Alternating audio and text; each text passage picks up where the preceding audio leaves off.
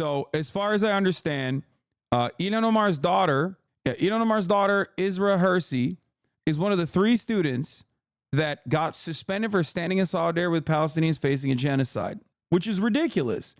She is obviously a part of the Columbia University Apartheid Divest, the Columbia Students for Justice in Palestine. That is one of the organizations that was disbanded alongside the Jewish Voice for Peace. Obviously, these were all student-led organizations. There are a lot of Jewish students in Columbia that were a part of these organizations, especially the Jewish Voice for Peace. And yet Columbia disbanded them because, you know, they were fucking the bag up. A lot of these colleges, for those of you who don't know, let me explain something to you, okay? When we went to the Melbourne Palestine protests, you probably saw students holding up placards that had QR codes on it, demanding that you divest. And you were like, what am I fucking divesting from? What's happening here? And those placards actually wanted schools to divest from some of these mega corporations that work alongside the Israeli state that participate in Israel's ongoing ethnic cleansing campaign and apartheid state. So what does divest mean? It is a demand that our universities no longer fund these corporations in the stock market. Now, the thing is, why should a university even have funds in fucking any of these corporations like CAT, let's say, right? Well, that's because all universities, especially in the Western world, operate like fucking hedge funds. That's exactly what a university is at this day and age. Colleges literally are just basically fucking hedge funds. Just woke, gay hedge funds led by a dean who's more interested in continuing to add on to the overall billion-dollar endowment so you can keep making these cool investment decisions. And therefore, this line of attack is very successful. To demand your college endowments not go to companies that are supporting the Israeli apartheid regime is actually very smart business. It's a good way to demand change. Because it's a good way to demand change, to get like some kind of needle moving in the opposite, in the good direction, which is the opposite direction of the bad direction, which is the direction that we seemingly are bouldering towards every fucking day. These kinds of demands are, of course, met with by the supposedly very liberal, very tolerant, very understanding institutions such as Columbia University. How are they met with? Well, they're met with, of course, a strong and very authoritarian response. Those of us in the Gaza Solidarity encampment will not be intimidated. Now, you might not have even heard about this, but there was an encampment of students at Columbia University standing resolute until their demands were met. Our demands include divestment from companies, complicit in genocide, transparency of Columbia's investments, and full amnesty for all students facing repression. Here's what the response looked like. Columbia University saw the students protesting and got annoyed with it and basically decided to send possibly NYPD with a bunch of paddy wagons. That was how they were dealing with it. They were like, oh, you guys are fucking peacefully protesting and demanding that we divest from, this genocidal war machine that we are funding and facilitating. Well, guess what, dude? Guess what? Fuck you. Fuck you. You're going to fucking jail. Shut the fuck up. That's what they're doing.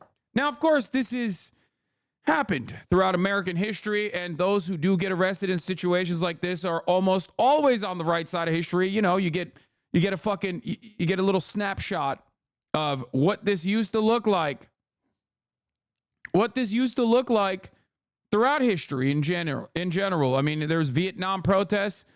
There were Vietnam protests at Columbia, obviously, and guess what happened back then? The same exact shit that is happening now.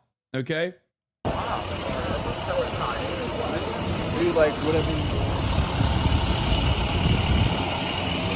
Just a normal response, dude. Normal response and normal reaction.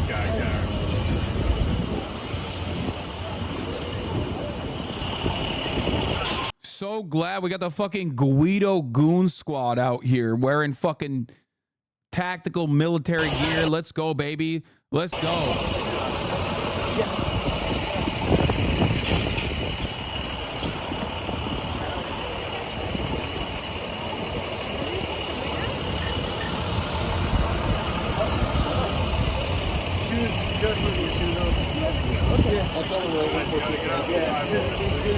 Land of the free, by the way. Hey guys, this is not Vladimir Putin's Russia, okay? This is what's happening here. Is this China?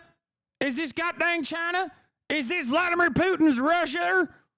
Or is this New York, one of the wokest goddamn cities in the goddamn country? Turns out America doesn't like free speech either. Oh my God, I'm shocked. Shocking. I went to Columbia, and it's honestly insane to see this, considering Ivy League schools are supposedly infested with lefties. No, of course, Columbia has always been like this. This is why I always say Ivy League institutions are fucking bullshit. They literally present themselves as aesthetic radicals, but they're just simply liberal defenders of the American military state. Yale and Harvard specifically are basically scouting grounds for the State Department. This is an operation that churns out the most war criminals per capita, okay?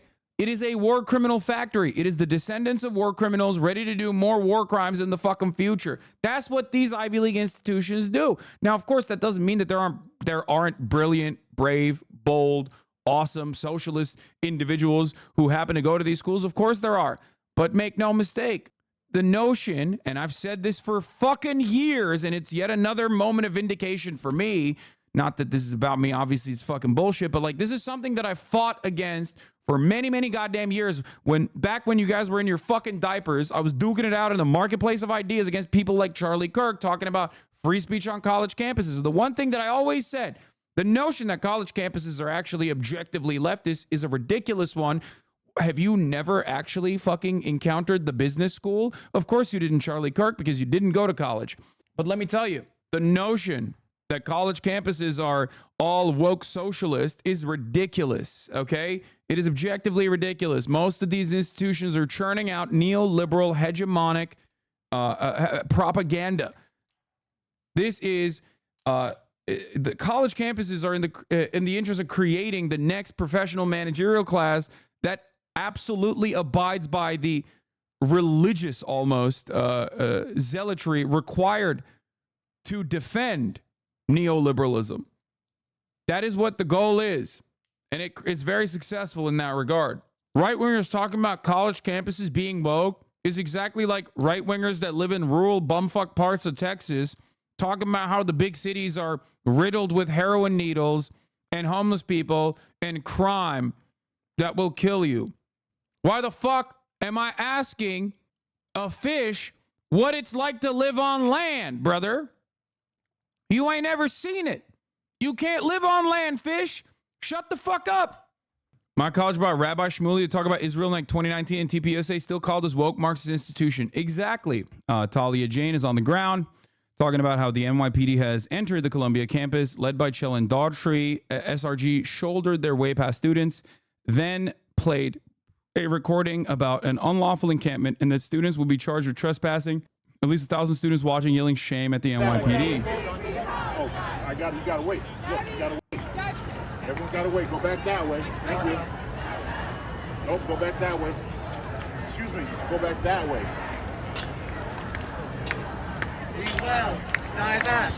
We will not stop. We will not rest. We will divest. We will not stop. We will not rest. We will divest. We will not stop. We will not rest. We will divest. We will not stop. We will not rest. We will divest. We will not stop. We will not rest. We will divest. We will not stop. We will not rest. We will divest. We will not stop. We will not rest. We will divest. In 1971, Sadat accepted the UN's jarring mission, a full peace deal in return for the Sinai, even including security concessions to Israel. Israel refused because, according to Labor's Chaim Bar-Lev, because they thought they could get some of the Sinai Peninsula. Only after the war, the Kippur War, did Golda accept the peace deal. Palestinians needed Sadat learn some fucking history first. I think that Golda the Golda quote that people love using is so good is just like the inverse of it. I say this all the time. The Golda Meir quote about how like there will never be any peace in Palestine until Palestinians learn to love their children more than they hate Jews. It is the inverse of that quote that is actually real. Many of the things that the Israeli government presents itself as are just pure projections, down to the fucking human shield shit, to be honest. Yeah, there will only be peace in the Middle East until there will never be peace, long-lasting peace in the Middle East until Israelis learn to love their children and want to defend their own citizens and their own children more than they hate Arabs, hate Palestinians as a parasitic force. Here's the strategic response group heading to Columbia University earlier today.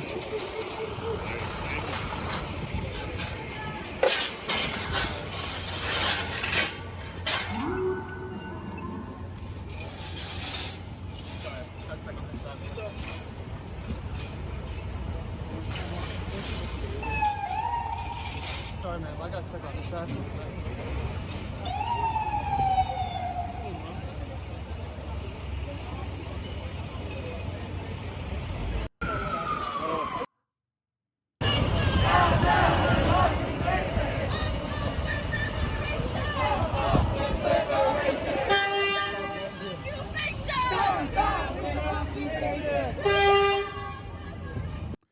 NYPD is currently mass arresting Columbia University student protesters and loading them onto buses. Just normal stuff.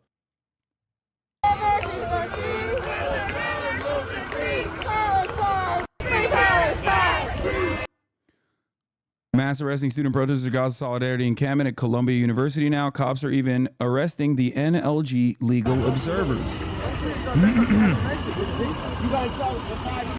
They filled up one bus and are now filling up a second bus with arrested students and legal observers. Remember,